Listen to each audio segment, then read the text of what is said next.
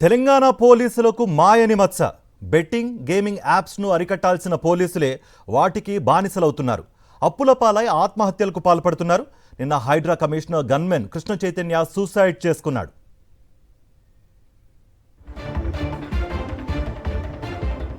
గతంలో సంగారెడ్డిలో కానిస్టేబుల్ సందీప్ కుమార్ కూడా ఆత్మహత్య చేసుకున్నాడు. అంబర్పేట ఎస్ఐ భానుప్రకాష్ కూడా అప్పులు తీర్చడానికి ఏకంగా డిపార్ట్మెంట్ గన్నే తాకట్టు పెట్టేశాడు. అంతేకాదు రికవరీ బంగారాన్ని కూడా అమ్ముకున్నాడు.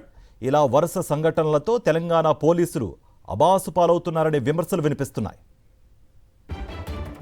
ఇదాంశానికి సంబంధించి మరింత సమాచారం మా ప్రతినిధి అమర్ లైవ్ ద్వారా అందిస్తారు. అమర్, ఈ లోన్ యాప్స్ కానీ బెట్టింగ్ యాప్స్ కానీ లేకపోతే గేమింగ్ యాప్స్పై అవగాహన కల్పించే పోలీస్ శాఖలోని ఇలాంటి ఘటనలు జరగడంపై పోలీస్ శాఖ నుంచి ఎట్లాంటి రియాక్షన్స్ వస్తున్నాయి? ప్రజలు ఏమనుకుంటున్నారు?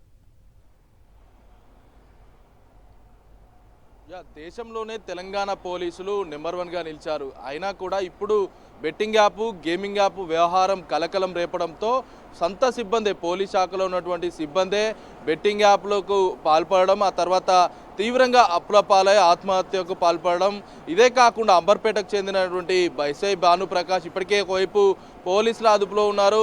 అతను అప్పుల పాలు చేసి ఉన్నటువంటి రికవరీ బంగారాన్ని అమ్మేయడం కాకుండా డిపార్ట్మెంట్కు సంబంధించినటువంటి రివాల్వర్ని కూడా తాకట్టు పెట్టిన ఘటనలు ఉన్నాయి. అయితే నిన్న కృష్ణ చైతన్య కూడా ఆత్మహత్యకు పాల్పడింది. హైడ్రా కమిషనర్కి గన్మెన్గా ఉన్నారు. నిన్న ఆత్మహత్య చేసుకున్న తర్వాత ఆసుపత్రికి తరలించడం జరిగింది.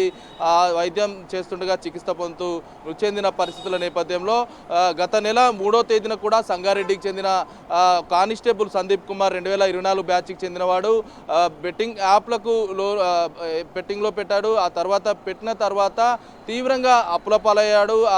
ఉన్నటువంటి డబ్బులన్నీ కూడా రొటేషన్ చేయడానికి వాళ్ళు ఉన్నటువంటి స్నేహితులు కావచ్చు, సన్నిహితుల దగ్గర, బంధువుల దగ్గర తీవ్రంగా అప్పు చేశాడు. అప్పు తీర్చమని ఒత్తిడి రావడంతో సంగారెడ్డికి చెందిన కానిస్టేబుల్ సందీప్ కుమార్ కూడా ఆత్మహత్యకు పాల్పడ్డాడు. నిన్న కృష్ణ చైతన్య, మొన్న సందీప్ కుమార్, అంతకుముందు ఏదైతే ఎస్ఐ భానుప్రకాష్, ఇలా వరుస ఘటనల వల్ల పోలీస్ డిపార్ట్మెంట్కే అప్రతిష్ట పాలవుతున్న పరిస్థితులు అయితే ఉన్నాయి. ఎందుకంటే బెట్టింగ్ యాప్లను అరికట్టవలసినటువంటి పోలీసులే ఇటు బెట్టింగ్ యాప్లను కింది స్థాయి పోలీస్ కానిస్టేబుల్ కావచ్చు, ఉన్నటువంటి సిఐలు ఎస్ఐలు కూడా బెట్టింగ్ యాప్స్ వాడుతున్నారుగా ఇప్పటికే ఒకవైపు సమాచారం అయితే అందుతుంది. ముఖ్యంగా బెట్టింగ్ యాప్స్ గేమింగ్ యాప్స్ ఏవి కూడా వాడొద్దని గతంలో కూడా తెలంగాణ పోలీస్ శాఖ డిపార్ట్మెంట్ తరఫున హెచ్చరించినా కూడా తీరు మారడం లేదు. పోలీస్ శాఖ కింది స్థాయి సిబ్బంది ఇలా వ్యవహరించడం పట్ల పోలీస్ శాఖకు సంబంధించి అప్రతిష్ట పాలవుతున్న పరిస్థితుల నేపథ్యంలో చాలామంది కూడా ఆత్మహత్యలకు పాల్పడుతున్నారు. దీనిపైన తెలంగాణ పోలీసులు మరి ఏ విధంగా నిర్ణయం తీసుకుంటారో వేచి చూడాల్సిన పరిస్థితి అయితే నెలకొంది. కార్తీక్.